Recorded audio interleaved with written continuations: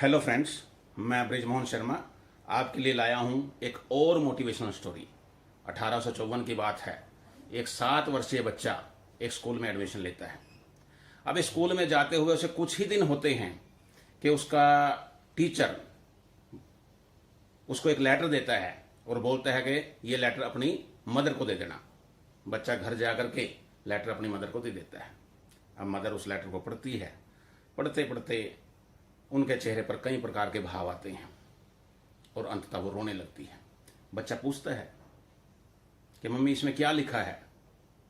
उसकी मदर कहती है कि बेटा इस लेटर में लिखा है कि आपका बेटा बहुत बुद्धिमान है, बहुत प्रतिभाशाली है और ये बड़ा होकर एक बहुत बड़ा आदमी बनेगा और हमारा स्कूल इस लायक नहीं कि हम इसको पढ़ा सके। हमारे पास ऐसे टीचर्स नहीं जो इसको पढ़ा सके। इसके बाद वो माँ अपने बेटे को स्वयं ही पढ़ाने लगती है।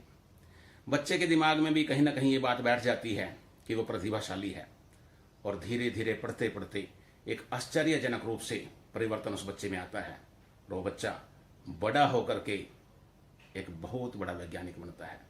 थॉमस एडिसन, आप सब जानते हैं, इलेक्ट्रिक बल्ब की खोज थॉमस एडिसन ने की। उन्होंने और भी बहुत सी खोजें की। 1093 इन्वेंशंस उनके नाम पेटेंट है। जब वो इलेक्ट्रिक बल्ब बनाने की कोशिश कर रहे थे तो लगभग उन्होंने 1000 बार प्रयास किए और वो असफल रहे। एक बार किसी ने उनसे पूछा कि आप 1000 बार असफल हुए, आपको निराशा नहीं होती? तो उन्होंने जवाब दिया कि नहीं, अब मुझे 1000 ऐसे तरीके पता है जिनके द्वारा बल्ब नहीं बन सकता। अब ये कितनी बड़ी सोच थी। खैर, हम दोबारा कहानी पर आते हैं। उसकी माँ का देहांत हो जाता है। एक दिन वो कुछ अलमीरा में देखता है, ढूंढ रहा होता है। अचानक वही लेटर उसको मिल जाता है। वो लेटर को पढ़ने लगता है। पढ़ते पढ़ते उसके भी चेहरे के हाव भाव बदलते हैं और वो फूट फूट कर रोता है। क्योंकि उस लेटर में लिखा क्या था? उस लेटर में लिखा था कि आपका बच्चा मंद बुद्धि है, इसको कोई बात समझ में नहीं आती और ऐसे बच्चे को हमारा स्कूल नहीं पढ़ा सकता। आप इसको कहीं भी पढ़ाओ, हमारे स्कूल में मत भेजो।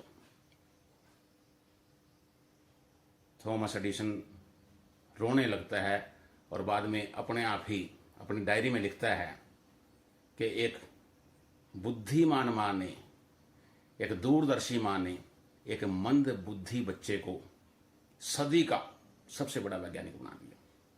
दोस्तों, इस कहानी से हम कई बातें सीख सकते हैं। एक तो हम टीचर्स भी कई बार बच्चे को किसी भी आधार पर इग्नोर करते हैं या उसके बारे में राय बना लेते हैं कि ये बच्चा अच्छा नहीं पढ़ेगा और उससे उसके साथ हम न्याय नहीं कर पाते।